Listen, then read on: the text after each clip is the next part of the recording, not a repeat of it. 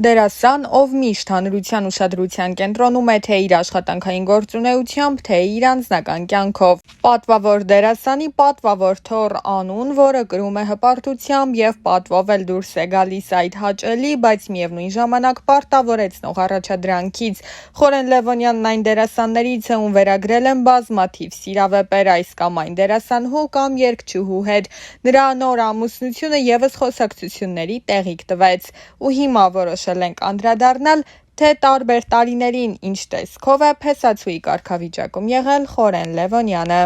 Ինչպես հայտնի է, տարիներ առաջ նա ամուսնացած էր բալետի պարուհի պարուսույց Մերի Հովհաննիսյանի հետ։ Նրանք մեկ որդի ունեն՝ Արմենը, ով կրում է դերասանի հայրիկի անունը, սակայն երջանիկ զույգի սիրո պատմությունը հավերժ չտևեց, նրանք ամուսնալուծվեցին։ Մամուլում լայնորեն քննարկվեց նրանց բաժանումը, այնուհետև համացանցում հայտնվեցին լուսանկարներ, որտեղ աղջիկների սիրելի դերասանը երգչուհի Լիլուի ընկերակցությամբ էր։ Սիրավեպի մասին Խորենը երբեք մեկնաբանություն չի տվել։ Խորենի նախկին կինը, սակայն, զերծ չմնաց մեկնաբանություններից եւ ամսագրերից մեկին տված հարցազրույցում նշել էր. ցանկացած զույգի կյանքում էլ խնդիրներ լինում են, իսկ հետո հարթվում։ Ամիսներ հետո համացանցը ողողվեց Խորենի եւ Լիլուի բաժանման մասին լուրերով, իսկ թե ինչ էր տեղի ունեցել իրականում ոչ ոքի հայտնի չէ։ Իսկ հերթական սիրավեպը պարզվեց, որ սիրավեպ չէ, այլ իսկական սիրո պատմություն, որը կապված է Լիկա Մեսրոպյանի անվան շուրջ։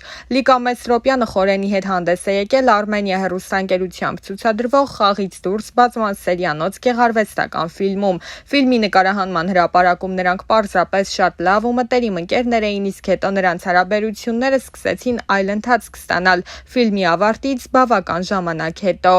Այո, մենք մոտ ընկերներ էինք դարձել սերիալի նկարահանման ժամանակ եւ հատուկ ուզում եմ նշել, որ այն ժամանակ մեր միջև դեռևս ոչինչ չկար, ամեն ինչ սկսվեց ավելի ուշ, պատմել էր Լիկան։ Գեղեցիկ սիրո պատմություն, որը ավարտվեց գեղեցիկ, հաճելի, բայց ոչ հայկական ավանդական հարսանեկան միջոցառմամբ։ Զույգի հարսանեկան արարողությունը կայացել է Երևանից դուրս գտնվող հյուրանոցային մի համալիրում, որը ըստ Լիկայի հեքիաթային ու գեղեցիկ է եղել։ Այդ օրվա բարենպաստ եղանակն էլ նպաստել էր, որպեսզի Խորենն ու Լիկան անմոռանալի օր ունենան։ Շատ գեղեցիկ էր մեր մուտքը կանաչ տարածության մեջ, սպիտակ սեղանիկներ էին դրված, մեր մուտքն էլ Մենդելսոնի երաժշտության ներքո եղավ, ջութակահարուհին Խորենի քույրն էր, պատմել էր Լիկան։ Իսկ ամուսնության առաջարկ դերասանը Լիկային արել էր Դիլիջանում, ուր նա մեկնել էր նկարահանումների, իսկ Լիկան էլ ուղեկցում էր սիրելիին։ Նկարահանումների ժամանակ Խորենը շատ անսպասելի առաջարկություն արեց ինձ, ինչը շատ հաճելի էր։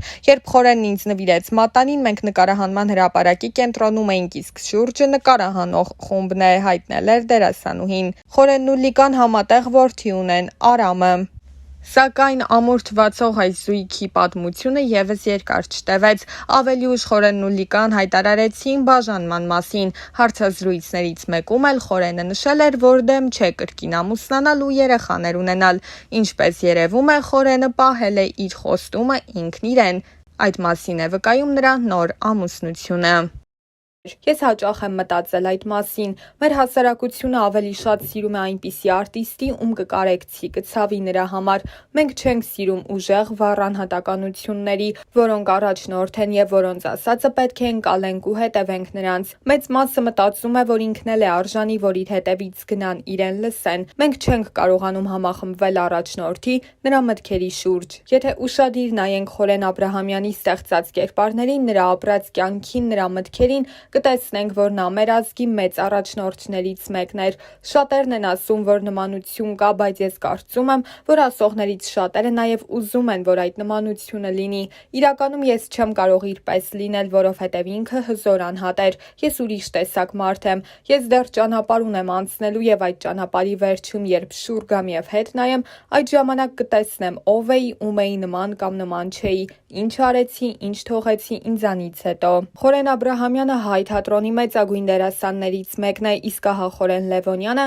մանավանդ վերջին շրջանում հաճախ հանդես չի գալիս ներկայացումներում, փոխարենը ավելի շատ հեռուստատեսությունում կամ սերիալներում է նկարահանվում։ Եվ անդրադառնալով թեմային, թե արդյոք չի ուզում թատրոն վերադառնալ, դերասանն ասել էր. Սունդուկյանի թատրոնում էի աշխատում, հետո ժամանակի սղության պատճառով դուրս եկա։ 2020 թվականից հետո ինձ համար շատ բան է փոխվել։ Հիմա ինչով էլ որ զբաղվեմ, ուզում եմ նվիրված լինի մեր պայքարին, այն խնդիրներին, որ մեր երկրում առկա են։ Ուզում եմ այդ ուղղությամբ շարունակել, մնացած բաներն այս պահին ինձ խորթ են թվում, չեմ կարողանում ուրիշ բանի վրա կենտրոնանալ։ Նախ թատրոնները պետք է պետական պատշաճ հովանավորություն ստանան։ Ամոթ է, երբ ամենացածր աշխատավարձը ստանում են դերասանները։ Դերասաններն էլ երեխաներ ունեն, որոնց կարիքները պետք է հոգան, այնինչ ստանում են 90-ից 120 հազար դրամ աշխատավարձ։ Ցանկացած ֆուտբոլային ակումբի պահեստային խաղացող 4 անգամ ավելի շատ է ստանում։ Բավականին շատ դերեր կան, որ կուզեի խաղալ թատրոնում, եթե Աստված հաջողի եւ ֆինանսական ներդրում կամ հովանավորություն լինի,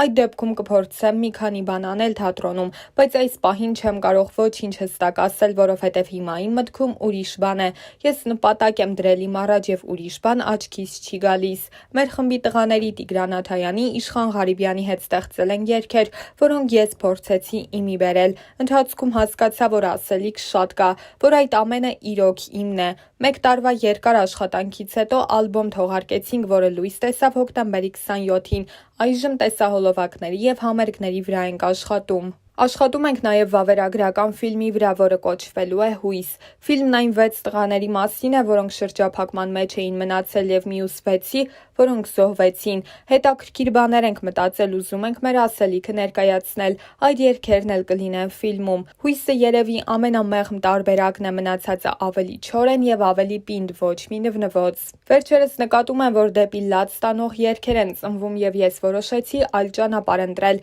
որպեսզի բացը լրացնեմ։ Պետք է ուժեղ ու պինդ երգեր լինեն, որոնք գուցե մտածելու եւ տխրելու տեղիք տան, բայց նաեւ ոգի բարձրացնեն ու ամրացնեն։ Ալբոմը սկսում է մեր մանկությունից 1992 թվականից։ Դրանք ուղղակի երգեր չեն, նրանցում գեղարվեստական ֆիլմին բնորոշ գծեր կան։ Երգերն այնպես եմ հավաքել, որ ունենան սկիզբ, ընթացք եւ զարգացում։ Պետք է առաջինից մինչեւ 8-րդը լսես այդ երգերը, որ մտքիդ թելը չկտրվի եւ հասկանաս, թե ինչ ենք ուզում ասել։ 2020 թվականի տարվա առաջին կեսը նորմալ էր, երկրորդ մասից հետո բոլորիս կյանքը փոխվեց։ Ես նման վատ տարի չեմ ապրել, փորձել եմ չհանրայնացնել, չբարձրաձայնել այն, ինչ իմ ուժերի ներածին չափով արել եմ այդ ընթացքում։ Մենք անցանք այդ ամենի միջով եւ հիմա ժամանակն է, որ դասեր քաղենք եւ հասկանանք մենք ինչ ենք ուզում, ինչ սերունդ ենք ուզում դասյարակել, ինչպես մարդկանց սփոփենք։ Պետք է շարունակել ապրել, բայց ոնց ապրել, ինչ ուղղություն բռնել, ուր գնալ։ Սրանք հարցեր են, որոնց պատասխանները դեռ պիտի գտնենք։ Սպիացած վերքերով հանդերձ պետք է շարունակենք անել այն գործը,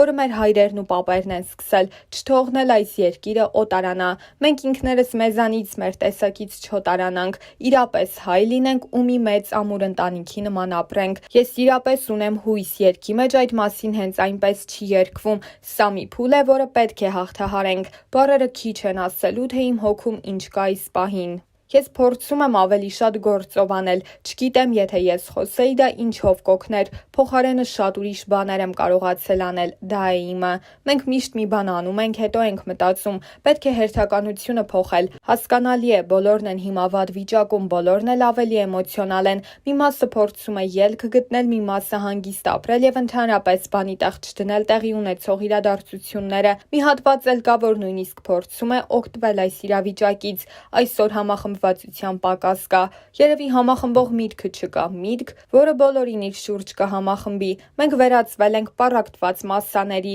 Ցավոք այս ամենը մեր պատմության տարբեր ժամանակահատվածներում արդեն տեսել ենք եւ անհրաժեշտ պահին չենք կարողացել մեկ բռունցք դառնալ։ Երբ 2006 թվականին մի վախեցիր հեռուստասերիալում նկարահանվեցի, սկզբում ուրախացա, որ նման ֆիլմ կա, պատերազմի մասին արձագանքները շատ էին։ Հետո տխրեցի, որովհետև անցանք տասնամյակներ ու մենք 2 կամ 3 ֆիլմ ունեցանք պատերազմի մասին, չկարողացանք մեր հերոսների մասին ֆիլմ նկարել, չկարողացանք սովորական երիտասարդ տղայի մասին պատմել, ով սխրանք է գործել։ Արցախյան առաջին պատերազմի ժամանակ ոչինչ չարեցինք։ Մենք կարող էինք մշակույթով, թատրոնով, ֆիլմերով դասյարակել լավ քաղաքացի, լավ հայ, լավ ծնող, բայց մենք շարունակում ենք ոչինչ չանել։ Երևի պատճառը խորը չմտածելու հետևանք է։ Մենք պետք է շատ ավելի հեռահար մտածենք, քան 2-3 ամիսն է։ Գոնե 20-30 տարի պետք է աչքի առաջ ունենանք։ Հրեաները մշակում են 100 տարվա ծրագիր եւ երբ մեկը մահանում է,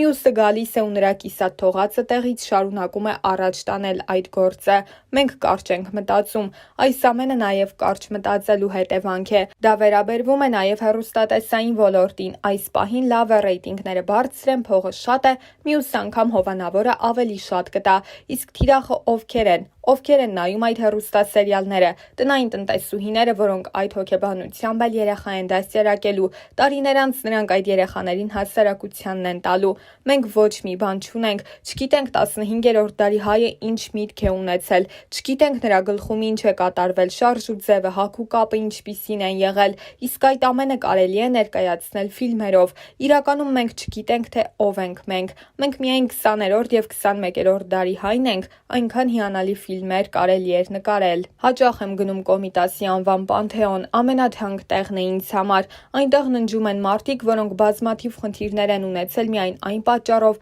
որ սիրել են իրենց հայրենիքը, տառապել կամ պատժվել են միայն հայրենիքը սիրելու համար։ Նրանցից յուրաքանչյուրի մասին գոնե մի գործ նկարված լիներ, մեր ուղեղները, ճաշակը, մեր վարքն ու բարքը այսօր հաստատ ուրիշ կլինեին։ Իսկական հայ տղամարդու տեսակը երևի այն մարդն է, ով անվերապահորեն սիրում է այն ամենը, ինչ կապված է Հայաստանի հետ, բարի է, ներողամիտ է, լավ քաղաքացի է։ Գուցե դա է հայ տղամարդու լավագույն կերպարը։ Հիմա ամեն ինչ խառն է, մենք կարծես տասնյակ տարիներ հետ ենք գնացել, նորից շփոթվում ենք, նորից կորցնում ենք մեր ինքնությունը, նորից մեզ կորցնում ենք, չենք հասկանում, թե ազգովի մեզ ինչպես պահենք։ Սա էլ դաս է, որ մենք պետք է քաղենք եւ գուցե այդ պարագայում ձևավորվի մեր ազգային դեմքը։ Կուզեի ֆիլմ նկարել սովորական երիտասարդ զինվորի մասին, ով հայտնի ընտանիքից չէ, մեծ անուն չունի, հասարակ տղա է, ավտոմատը ձեռքին։ Այդ տղերքին մենք չենք կարող մոռանալ։ Դա նրանց հետ չի բերի, բայց գուցե հետ բերի մեր ազգային ինքնությունը։ Ով ենք մենք։